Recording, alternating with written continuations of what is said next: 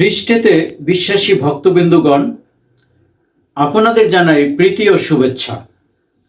শুভ দিন। আজ 4 ফেব্রুয়ারি 2026 খ্রিস্টাব্দ। আজকে আমাদের জন্য ঐশবাণী মার্ক রচিত মঙ্গল সমাচার 6 অধ্যায় 1 থেকে 6 পদ। পাঠের বিষয় নাজারেথে অস্বীকৃত যিশু। সেই জায়গা ছেড়ে যিশু এবার নিজের শহরে এলেন। তার সঙ্গে এলেন সেই 12 জন শিষ্য। বিশ্রামবারে তিনি সমাজগৃহে গিয়ে উপদেশ দিতে লাগলেন। তার কথা শুনে অনেকে অবাক হয়ে গেল। তারা বলে উঠল, এসবও শিখল কোত্থেকে? এই যে জ্ঞান ওকে দেওয়া হয়েছে, এ আবার কোন জ্ঞান? আর ওই যে সমস্ত অলৌকিক কাজ ওর হাত দিয়ে ঘটে থাকে, ওসবের মানেই বা কি? ও কি সেই সুতোর নয়? মারিয়ার সেই ছেলে যাকব, যোসেফ, জুদা আর সিমনের সেই ভাই নয়? ওর বোনেরাও কি এখানে আমাদের মধ্যেই নেই? তার প্রতি তারা কেমন যেন বিরূপ হয়ে উঠল। তখন যিশু তাদের বললেন, প্রবক্তা শুধু নিজের দেশে নিজের আত্মীয় স্বজন ও পরিজনদের কাছেই অসম্মানিত হন। সেখানে তিনি কোনো অলৌকিক কাজ করতে পারলেন না। শুধু কয়েকজন রোগীর উপর হাত রেখে তিনি তাদের সুস্থ করে তুললেন। তার প্রতি লোকদের অবিশ্বাস দেখে তিনি আশ্চর্য হয়ে গেলেন।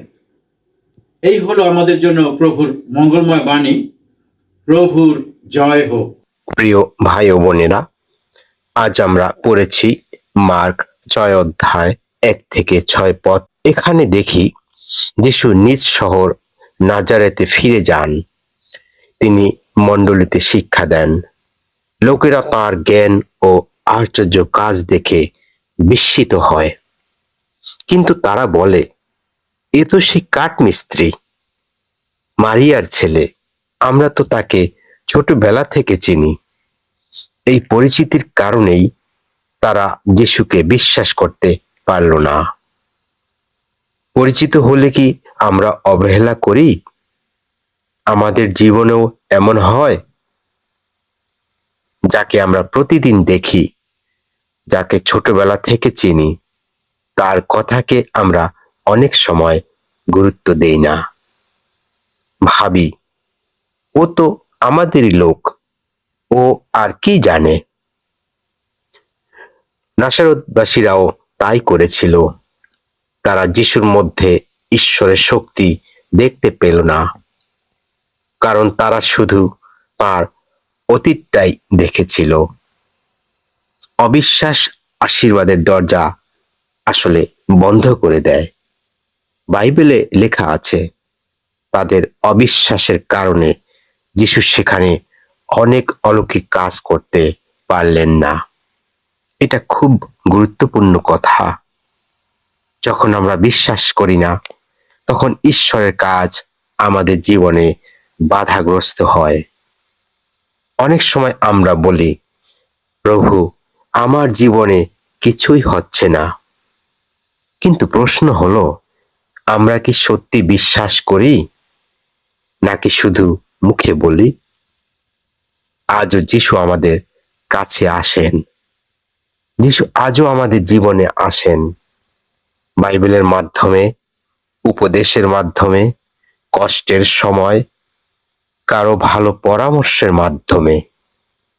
কিন্তু আমরা কি তাকে চিনতে পারি, নাকি বলি, এ তো সাধারণ কথা, এতে আবার কি আছে?